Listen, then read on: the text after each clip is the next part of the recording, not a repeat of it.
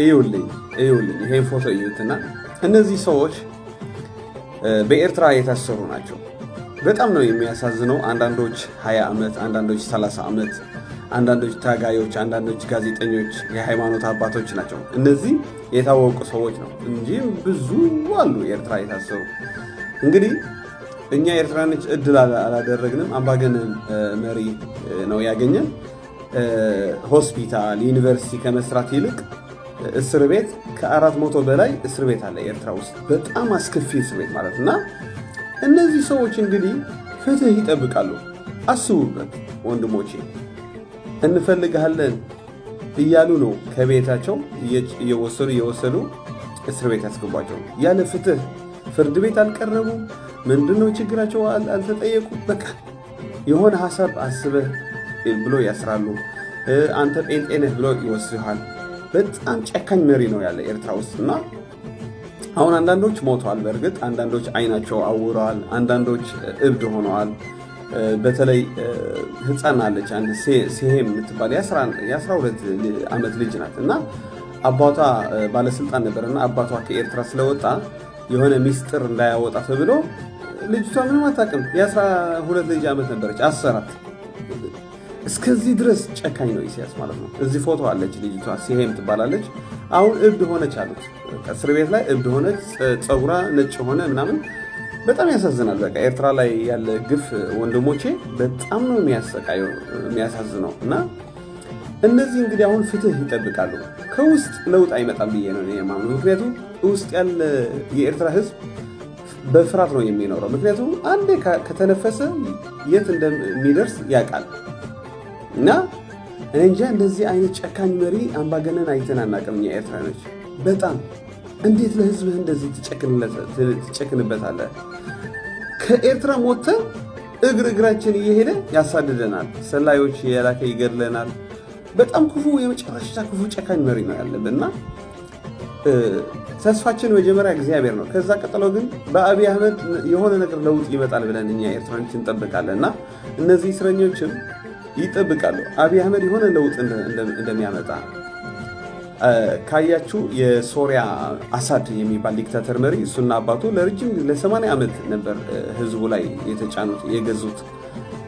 አሳድ ባለፈው 2024 በፈረንጅ ከስልጣኑ ሲነሳ ስንት ጉድ ነው ያየን። ዓለም ሁሉ ተደነቀ።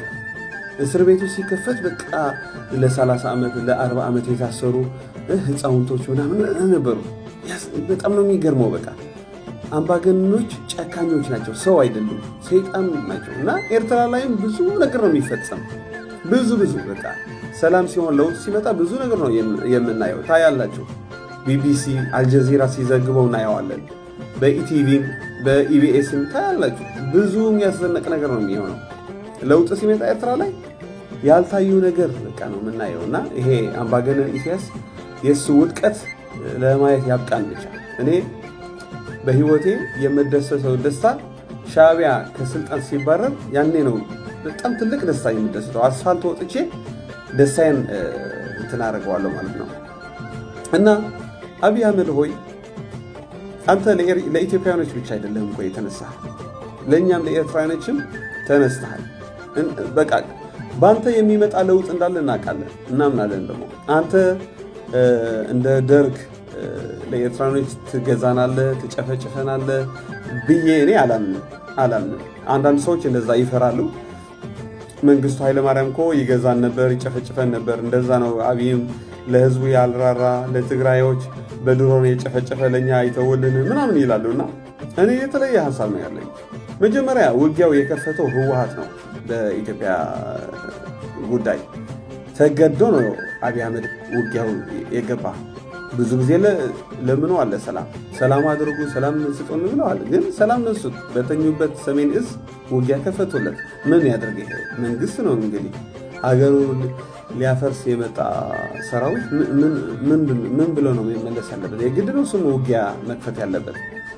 ውጊያ የሚቀር እኮ ሁለትም ውጊያ ካልፈለግ ነው እንጂ አንዱ ውጊያ አልፈልግም ያለ አንዱ ውጊያ ከከፈተ ዝም ማለት አትችልም። እና በኤርትራ ጉዳይም ውጊያ ሊኖር ይችላል፣ ሊመጣም ይችላል። ምክንያቱም ያው እያየነው ነው እና የኢትዮጵያና ኤርትራ ግን አብይ አህመድ እንደ መንግስቱ ኃይለማርያም ለኤርትራኖች ያሰቃየናል፣ ይገዛናል ብዬ እኔ አላምንም። ምክንያቱም አብይ አህመድ የእግዚአብሔር ሰው ነው፣ አትሊስት እግዚአብሔር ያውቃልና።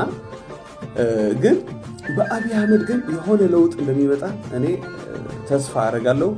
አንዳንድ ህልም ያየሁት ነገር አለና ኤርትራ ላይ ብዙ ለውጥ እንደሚመጣ አምናለሁ። በአብይ አህመድ ነገር የሚሰራ ነገር አለው። በተለይ እነዚህ እስረኞች ሲፈቱ ነው የሚታየኝ። ብዙ አዲስ ነገር ነው ያለን ኤርትራ ውስጥ ማለት ነው። ስለዚህ አብይ አህመድ ሆይ ይሄ ነገር አስብበት፣ ጸልይበት እባክህ። የኔ ቪዲዮ እንደምን አድርጎ ቢደርስብህ የኔ ደስታዬ ነው። በቃ እነዚህ ሰዎች እግዚአብሔር ነው ተስፋቸው። ፍትህ አውጣልን እግዚአብሔር፣ ከዚህ እስር ቤት አውጣን እያሉ እየጸለዩ ነው። የሚገርሟቸው ወገኖቼ አንዳንዶች በተለይ የሚያሳዝን ነው። አንዳለች አሁን አስቴር ፍስሐቴን አስቴር የምትባል ታጋይ ናት። ባሏ ኃላፊ ነበር፣ ባለስልጣን ነበር ኤርትራ ውስጥ። ጴጥሮስ ሰሎሞን ይባላል። ከነዛ 15 የሚባሉ አሉ ጓደኞቹ የኢሳያስ የነበሩ G15 ይባላሉ በተለምዶ አጠራራቸው። እነዚህ G15 በቃ የኢሳያስ በጣም ጓደኞች ነበሩ። እዚህ ፎቶ አሉ። ጓደኞች ነበሩ። በቃ ከሱ በረሃ ተታግሎ 30 ዓመት እንግዲህ ያስቡበት፣ ከሱ ተታግሎ የመጡ ከዛ አንድ ቀን ጥያቄ ጠየቁት። ህገ መንግስት ለምን አይኖርም እዚህ ሀገር ህገ መንግስት አድርግ ምናምን ሲሉት እሺ ያደርጋሉ ብሎ ከየቤታቸው እንፈልጋቸዋለን እያለ እስር ቤት ላይ ያስገባቸው 25 ዓመት አሁን ተቆጥሯል። እና አንዱ ጴጥሮስ ሰሎሞን ይባላል ከነሱ የታሰረ። ሚስቱ አሜሪካ ነበረች። በጣም የሚያሳዝን ታሪክ የዚች ልንገራቸው። ከአሜሪካ 2 ልጆቿ ደግሞ ኤርትራ ውስጥ ነበሩ፣ ህፃናቶች ናቸው። እና ከአሜሪካ በቃ ልጆቼ ለማሳደግ አስመራ ልሄድ ብላ መልእክት ላከች ለኤርትራ መንግስት። አላስርሽም፣ ነይ ግቢ፣ ችግር የለም፣ አንቺ ጥፋተኛ አይደለችም፣ ነይ ልጆችሽ አሳድጊ ብለዋት፣ እሷ ደግሞ አመነችው። በቃ ብዙ ሰዎች አትግቢ ምናምን አሏት። በቃ ምንም አያስረኝም፣ እኔ ምንም ስልጣን የለኝም አያስረኝም ብላ ከአሜሪካ ወደ ኤርትራ ገባች። ልክ ኤርፖርት ላይ ያዛት። ምን አይነት ጨካኝ ነው ታውቃላችሁ? ይያዝ ኤርፖርት ላይ እጇ ሰንሰለት አስገብቶ እስር ቤት አስገባት። ምንም የበደለችው ነገር የለችም። እሷም አሁን ታስራለች፣ ባሏም ታስረዋል። ልጆቹ ደግሞ ያለ አባትና ያለ እናት ውጭ ሀገር አሜሪካ ሄደዋል፣ ተሰደዋል። ያሳዝኑኛል። አሁን ሲያለቅሱ ምናምን ሳያቸው በጣም ያሳዝኑኛል። ያለ አባትና ያለ ልጆች በቃ አላስርሽም ነይ ብለዋት አስገብቶ ያሰራት። ስንት ጉድ ነው ያለው፣ ስንት ታሪክ ነው ያለው ኤርትራ ውስጥ። እኔ አንድ በአንድ ሁሉም እነግራችኋለሁ፣ ትገረማላችሁ። ይሄ ሰው አይደለም፣ የኛ ያጋጠመን አምባገነን ሰው አይደለም። እንዴት እንደዚህ የህፃኖች ያስራል፣ ጳጳሳቶች ያስራል፣ የወንጌላውያን ያስራል። በጣም የተረገመ እኮ ነው ኢሳያስ ማለት። በጣም ጨካኝ የመጨረሻ እኮ ነው። ወንድሞች እባካችሁ ጸልዩልን፣ ኢትዮጵያኖች እባካችሁ ዘኑልን። እኛ ኤርትራኖች ጥሩ መሪ አላገኘንም። ሰነፍ፣ ስራ ማይወድ፣ ክፉ፣ የመጨረሻ ጨካኝ እና እባክህ አብይ አህመድ ለዚህ ሰውዬ ማሸነፍ አለበት። ታሸንፈዋለህ ደግሞ እግዚአብሔር ያግዝሃል። እስረኞች ኤርትራ ውስጥ ያሉ በአንተ በኩል ሲፈቱ ነው እኔ የሚታየኝ። እና ከኛ ከአዲስ ኒው ጄኔሬሽን ብርጌድ ንሓመዱ የለውጥ እንቅስቃሴ አጠናክረህ መስራት አለብህ። ከነሱ አንተ መስራት አትችልም፣ አይመጡንም። እነሱ ያረጁ ናቸው፣ ኤክስፓየር ሆነዋል። ቲፒኤልኤፍ እና ህወሓት ሻዕቢያ አንተ አይመጡንም። አንተ የተማርክ ብልጥ ነህ፣ ከኛ ነው መወያየት ያለብህ። እነሱ አንተን አይመጡንም። ዳትፋይ ነው መስማማት ያቃታችሁ እንጂ አንተ ሞክረሃል እኮ ሰላም አምጥተሃል፣ የተዘጋ በር አስከፍተሃል። እነሱ ግን የሰላም አይደሉም። አብይ አህመድ የሰላም ሰዎች አይደሉም፣ ክፉዎች ናቸው። ስለዚህ አብይ አህመድ ሆይ በቃ ለነዚህ የታሰሩ አስባቸው።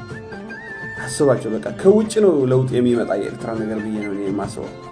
ስንት ህፃናቶች ታስረዋል፣ ስንት አባቶች ታስረዋል። አንዳንዶች ያለ አባት እናት እያደጉ ነው። እንደዚህ አይነት ታሪክ ብዙ ነው ያለው። ሁሌ ያመጣላችኋለሁ፣ ትገረማላችሁ። በቃ እኛ ኤርትራኖች እኔ በጣም ውስጤ ስቃይ አለብኝ። ለዚህ ክፉ መሪ ተዋርደናል፣ ተንቀናል እኛ ኤርትራኖች። ስለዚህ እባካችሁ ሼር አድርጉልኝ፣ ይሄ ቪዲዮ ፎሎው አድርጉት። እባካችሁ ወደ አብይ አህመድ አድርሱልኝ ይሄ ቪዲዮ። አብይ አህመድ አግዘን፣ በቃ እኛ ኤርትራኖች አግዘን እያልን ነው። ሼር አድርጉልኝ።